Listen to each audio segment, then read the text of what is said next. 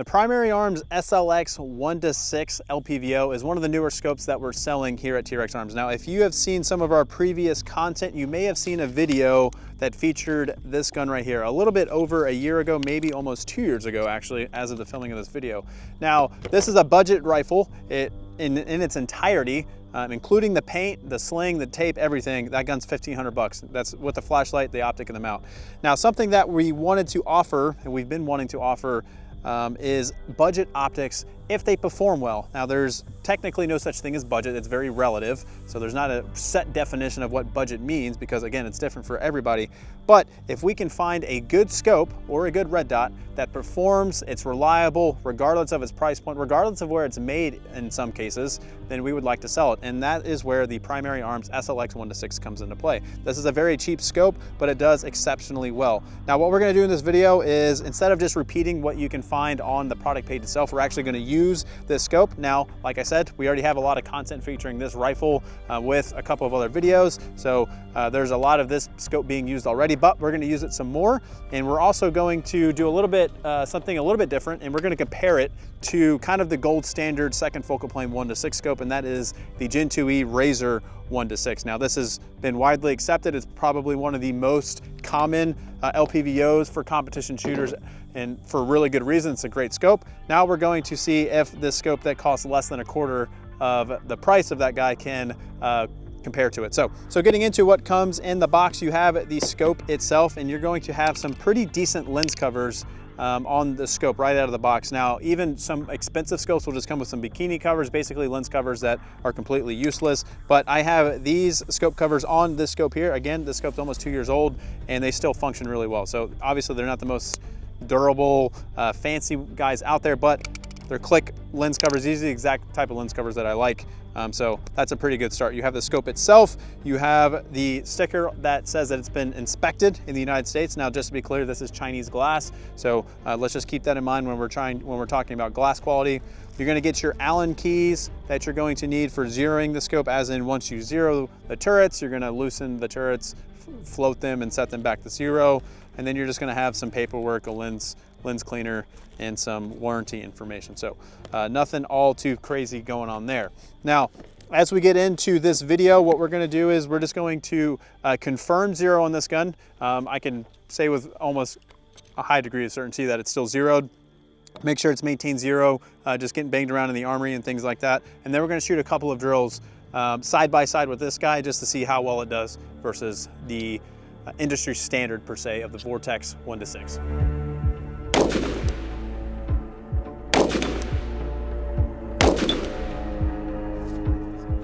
All right, so pretty impressive, 100 yards, shooting 62 grain. This is a Psionics barrel, and obviously it maintains zero. So these were actually my first 2 shots. I felt like I pulled them, and then I adjusted down. So I'm very confident that this gun is still zero. Now, obviously there's a little bit of variable at play with the mount, but this is a $20 Primary Arms mount. So it's obviously not the best mount out there, but all I have to say, the scope held up. So when it comes down to durability of the scope, first thing that we would think about is it going to maintain zero? In the case of this scope right here, it did. Now, when you're zeroing this guy, it's super simple. All you do is take this guy off, and then you adjust this left and right for both your windage and elevation. And when you are done zeroing it, you remove these set screws, or you just loosen them. You do not want to remove them. And then this guy will just kind of free float and turn. So it'll, like right now, it has clicks. Very tactile clips, even for a budget scope. You'll lose those tactile clips once those set screws are loosened. You set it back to zero, tighten down your set screws, and you're good to go. So if you've never done it before, it can be a little bit scary, but it's really not that bad. Just don't remove the set screws completely and you'll be totally fine. And when you retighten them, all you're doing is going about a quarter turn past the point of resistance, and it'll be good to go. Now, for me, I've never actually floated the turrets on this guy. I just leave it zeroed with the zero off to the side because I'm not adjusting this on the fly. So if you just want to zero it like this, put your covers back on, you'll be totally fine. It works. So now what we're gonna do our first drill, which is going to be a designated target.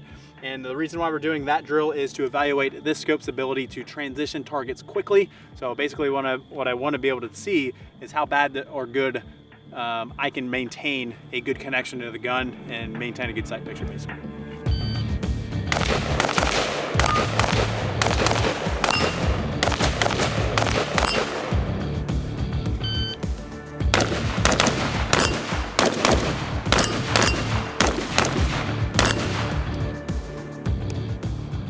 the scope is pretty awesome. So this is pretty aggressive target transition. So if I don't have a consistent connection, I'm gonna see a lot of black, but that's one of the advantages of the second focal plane scopes, and one of the reasons why they actually are used in competition a lot, because if you don't have a perfect sight picture and you do get scope shadow, you can still see your reticle. So if it's illuminated well, it's basically like shooting occluded. Now, if you have a first focal plane scope, you're not gonna see your reticle even if it is illuminated, if you're off basically center of access to the scope. But this scope does really, really well.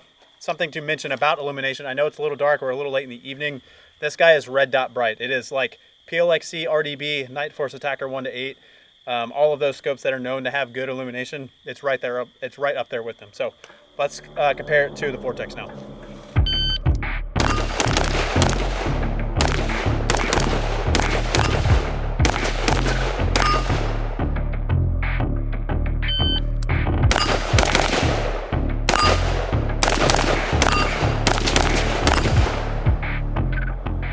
All right, honestly, I couldn't notice too much of a difference. I think that the Vortex is a little bit less scope shadow, but one thing that you will notice with cheaper scopes, there's a couple things. We're gonna talk about one right now, and that is kind of the bleed of the illumination of the reticle. So when you turn it on a little bit brighter than you need for your current environment, you're gonna notice more of the reticle be illuminated than you want.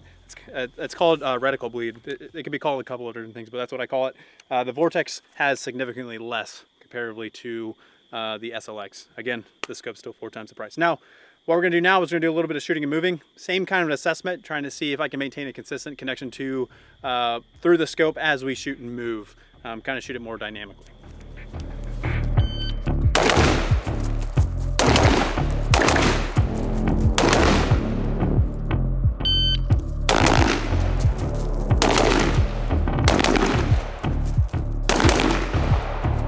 A little sloppy to end that one, but the idea with this drill here is obviously targets are a little close. They're about 7 yards apart each, so I can point shoot it. But what I want to do is really push the speed and see if I can get a good sight picture with the scope. That's going to give me a good idea how easy it is to maintain a consistent sight picture with it. So let's check the hits. I did push the speed a little bit. So we got all alphas on that guy. Got 2 alpha, 2 Charlie on this one.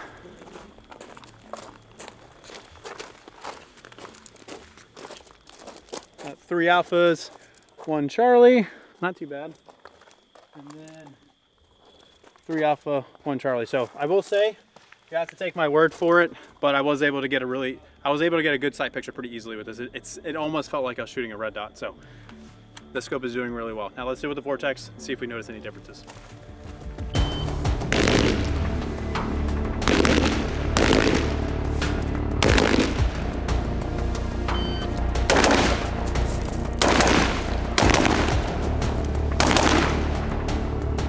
Pushed it a little too much on that, but all that to say, or all that to watch, I guess. I didn't really say anything during that. I didn't notice any difference between the 2 scopes. It's a little dark. Generally, when it gets a little dark, we get to see how good light transmission is. Comparatively with magnified optics, we're gonna get a better test of that when we shoot distance, but on this sort of thing, didn't notice any difference. I was able to move just as quickly. I was way more sloppy with the Vortex. That's all my bad, but couldn't really notice all that much of a difference here. So now what we're gonna do, we're gonna move over to the Barricade and we're gonna shoot through some awkward ports. What this is gonna give us a good test of is how well we can actually see the reticle, maintain a good connection behind it, maintain some consistency with some awkward positions.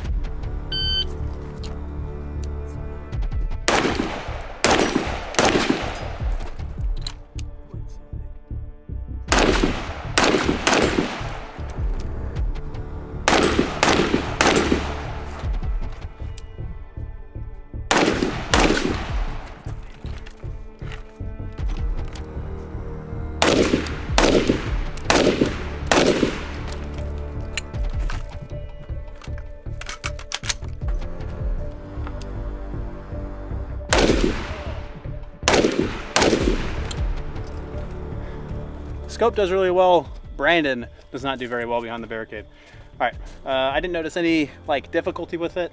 I've shot this a number of times with first focal plane scopes and I get a lot of scope shadow, but again, cool thing about second focal planes, when I do get that scope shadow, I can still see the reticle, so I can basically shoot occluded. So it did really well here. Now let's run the Vortex, see if the higher price tier optic performs noticeably better.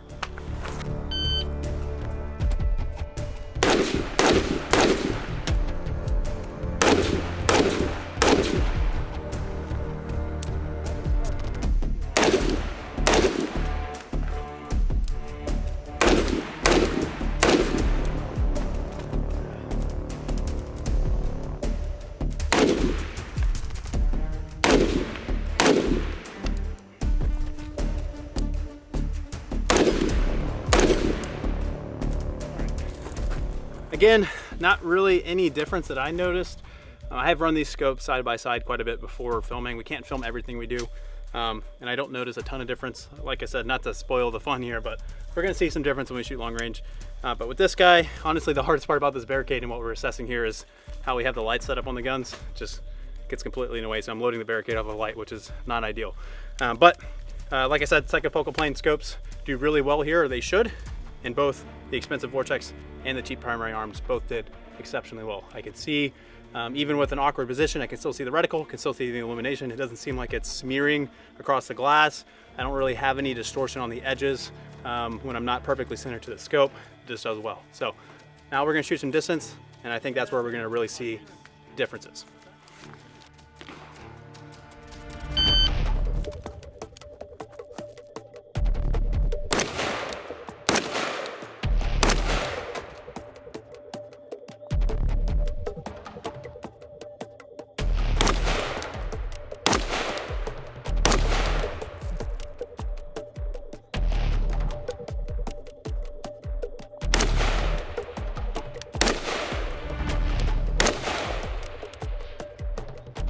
This scope is very impressive. So we have a KOL rack at 90 yards-ish, and then we had a full-size silhouette at 350. There's a gong, but it just broke. Hit the gong, hit the silhouette, clean to the 350. So the idea with this drill was I had the scope on about on 3x, shot the KOL rack, and then transitioned over, cranked it up to 6x, and then shot the far targets. And I can see everything clearly. I can see impacts. I can see the dirt impacts behind the target when I did mess with this at 350, even though it's pretty much, we're basically, yeah, we're right at sunset. So it's basically, I can shoot with a white light now of Barricade. Very impressive. Now we're going to try it out with, now we're going to do the same drill with the Vortex.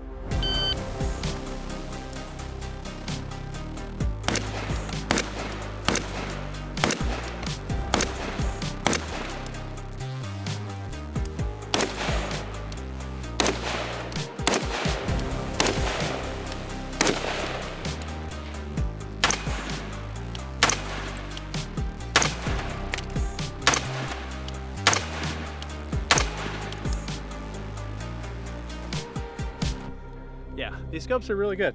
I forget how capable 1:6 second focal plane scopes are. They are so simple. That's one thing I really like about them. So before I give some opinions on this guy, just a quick little tangent here. If you're looking for a very simple, just almost ACOG simple scope setup, a 1:6 second focal plane is a really good option. So what you do is you create a dope card for the reticle on the max magnification. The idea is you probably aren't going to be using the holds if you're not zoomed in all the way to 6. And that's what I have set up here, and it's just so easy to use. But anyways, we are getting pretty dark out. Like I said, we can basically be shooting with white light at this point. The light transmission is noticeably better with the Vortex, but again, this is a $1,000 scope plus.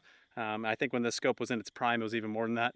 Primary Arms, I think I got that scope for like 330 bucks on sale with the mount. So obviously not a fair comparison, but shooting out the distance, like I said, basically spoiled the fun earlier. This guy does do a little bit better, but still able to hit a quarter MOA target at 90 meters with a 1:6 second focal plane $300 scope that's held 0 for 2 years, which I find pretty impressive. So let's wrap things up with some final thoughts on that guy and try to answer any other questions regarding the product review. Well, if you made it this far in the video, I do appreciate your time. Hopefully this video was helpful. Now, obviously this is kind of new territory for T.REX when it comes down to selling more of a budget scope, but like I mentioned, budget really doesn't exist. It's very relative. And I've been using this product for over a year now, almost 2 years, and I have found it to be very, very impressive. So much so that I've been pushing to sell this product for quite a while, and we are finally doing so. So I can say with confidence that this is a good scope for the price. Now, oftentimes people are gonna buy cheap scopes and then accompany it with a cheap mount. I recommend against that. I think you can save the money on the glass, but still get a pretty good scope. Look around that $150, $200 price range for a mount. Primary Arms have some good ones. We're working on testing some of those mid-tier mounts to support this product and others in its price range, and we should have one coming soon. But as of right now, just look for that GLX line. GLX from Primary Arms mount line, and it's going to do its job really, really well. So all that to say, don't cheap out on the mount just because you have a cheap scope. The mount will play a huge part in this guy's performance. So hopefully I answered any questions you may have about the scope. Again, if you need any of the specifications when it comes down to weight, length, anything like that, check out the product page. All that information should be in there. But if you have any other questions that's not in the product page that I didn't answer in the video, feel free to email us at team@trexarms.com and we'll be happy to help.